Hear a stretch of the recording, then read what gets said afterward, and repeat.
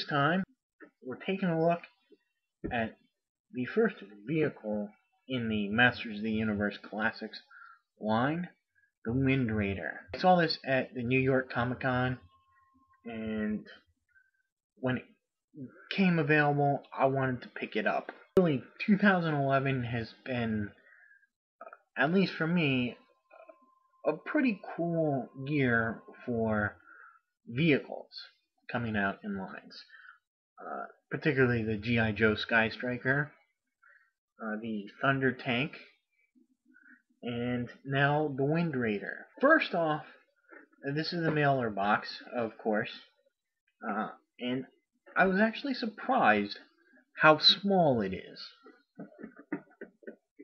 On the back here, they're advertising the Create a Character contest, which ends at the end of January. Inside the box is this wonderful retro look box art, and this is, I know lots of people have said this, but this is just beautiful. And from what I understand, this is all digital, but if you look up close here, you can see that they've actually gone in and digitally put in the what would look like canvas. So you can see like bumps and stuff.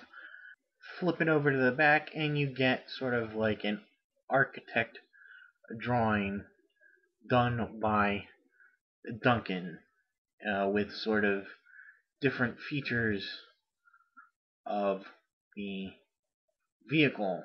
So the vehicle comes in about 3-4 different pieces here. The two wings and the tail section have to be put together and assembled, and you get this little instruction booklet telling you how to do it. Put the base on. Here we go. We have Duncan piloting the vehicle that he designed and built, the Wind Raider. This is just great. The details on it and the painting on it is wonderful.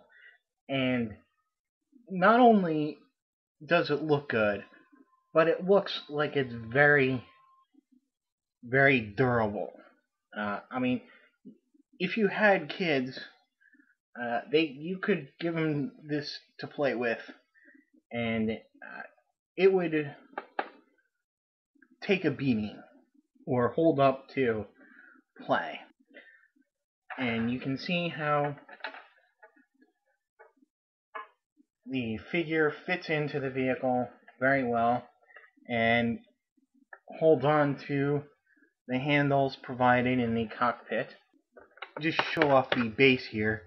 You can see here the base has Masters of the Universe on not one, but both sides. I don't know if you can see that or not. It's made out of this smoky, translucent plastic. It connects to the vehicle pretty well, and it's easy to plug on and off. You're not gonna hurt it or harm either side. It's just a simple peg. And you have a ratcheting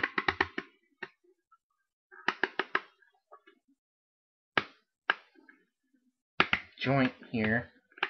So first, I'm going to show you the action feature. Yes, it has an action feature, and the button for it is hidden very well. It's right here,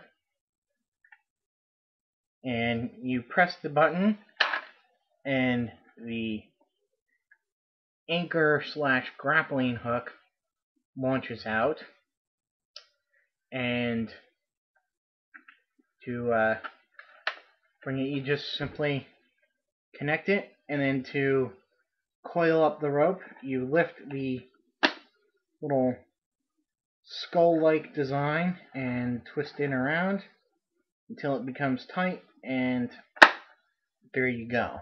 Believe it or not, I did not have the Wind Raider as a kid. Now I was into He-Man, but actually I had this friend who was huge into He-Man, and he had everything. And he had Grayskull, Snake Mountain, all the figures, all the things. So, I kind of left it to him to get the He-Man stuff. So I had an excuse to go over to his house and play with his He-Man stuff. And he kind of left me to get G.I. Joe stuff and Transformers, so he could come and play G.I. Joe and Transformers over at my house. So we had this unspoken deal, but very reminiscent of the 80s toy. Same color scheme. I wish I had the original toy to compare it to. The original toy is definitely smaller.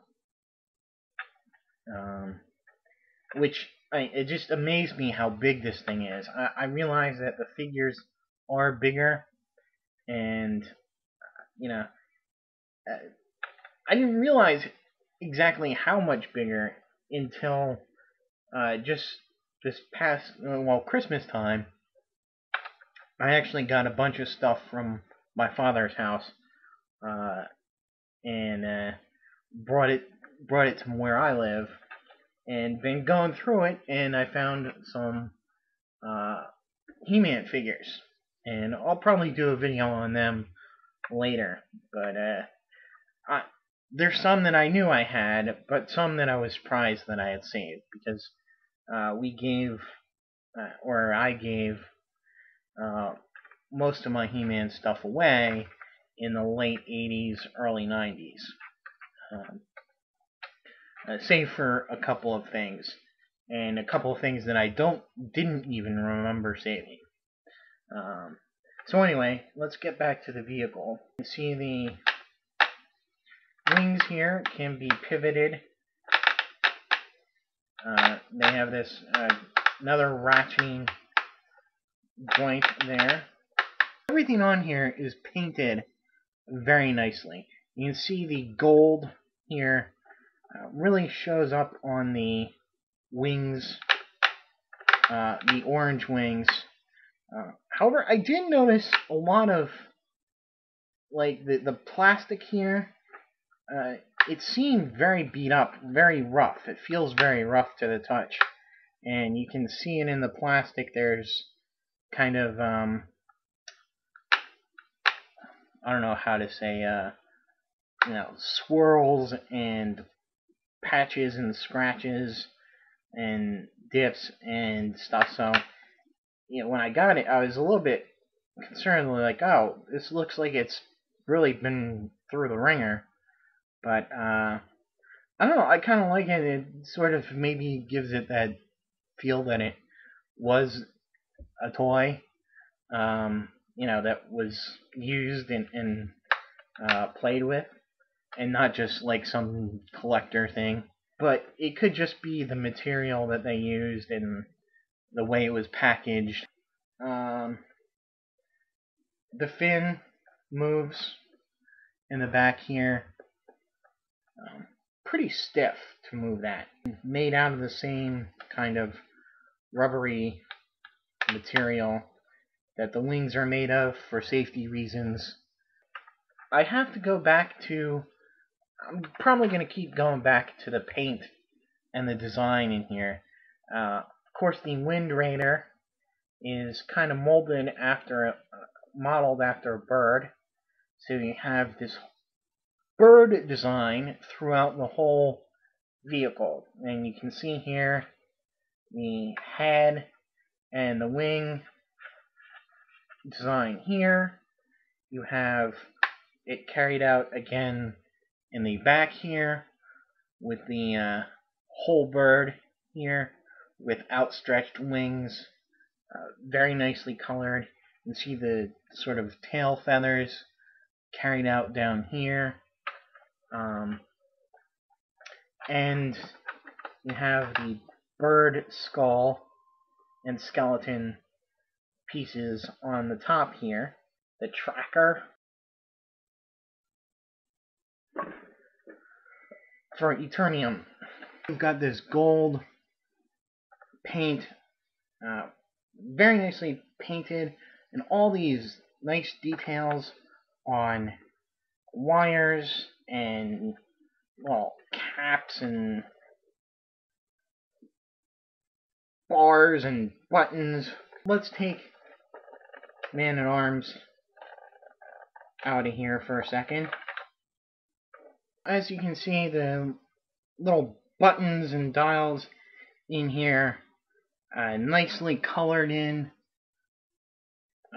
There's some sort of new paint process that they did. All these are painted on, which is very nice. See, in the old days, a lot of this would be stickered, and so I'm glad they went with the paint instead of a sticker system for this stuff. So you really get the idea that someone really put a lot of effort into this. It's not something that they did half-assed. You got these nice little opening engine compartments, and they're painted in there very nicely. It opens on both sides. There's even details on the bottom here. You have sort of like the hover jet here, and of course you have the hole for the stand, and you have wheels just like the original vehicle, very freewheeling, and you have the little guns here, and these are made out of soft plastic, so you don't have to really worry about them snapping off. There's not much wrong with the vehicle. I can only find one spot of messed up paint, and it seems like there's some kind of glue on the back here. I don't know if the camera is picking that up or not, but that's the only flaws that I could find with the vehicle. Oh, I should also mention that the wings on mine, maybe it's just mine, but the wings don't exactly line up. They're not quite straight. This one seems to be at a different angle than this one. I've tried reversing the two, and it's the same problem arises. So I think it's just the way that this is set in to the way this piece that keeps, the wing on is set in there. From a distance, you really can't, it's not that apparent. So it really doesn't bother me. Somebody else it might. One thing I did not like about this was the shipping. Now this went on sale the 18th, or was it the 17th? It didn't ship out until the 20th, which is pretty good for getting it out of the factory or the warehouse.